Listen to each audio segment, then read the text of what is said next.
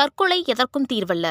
மன அழுத்தம் ஏற்பட்டாலோ தற்கொலை எண்ணம் வந்தாலோ அதிலிருந்து விடுபடுவதற்கு தமிழக சுகாதார சேவை உதவி மையம் 104 அல்லது ஸ்னேகா தற்கொலை தடுப்பு உதவி மையம் 0442640050 ஆகிய எண்களை அழைக்கலாம்.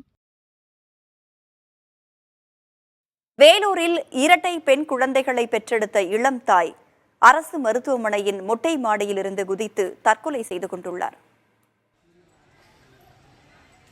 குடியாத்தத்தை அடுத்த கொல்லப்பள்ளியைச் சேர்ந்த விக்னேஷ் என்பவரின் மனைவி சுரேகாவுக்கு வேலூர் அரசு மருத்துவமனையில் கடந்த 23ஆம் தேதி இரட்டை பெண் குழந்தைகள் பிறந்துள்ளன.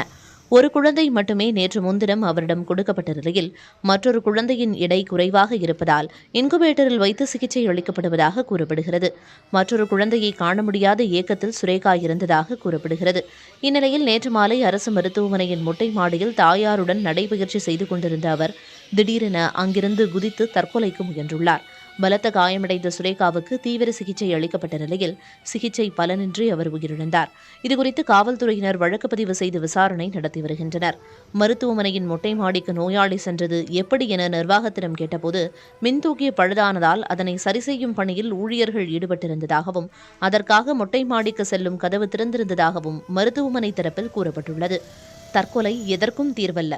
தற்கொலை எண்ணம் தோன்றினால் 104 என்ற எண்ணை தொடர்பு கொள்ளலாம். தற்கொலை எதற்கும் தீர்வல்ல.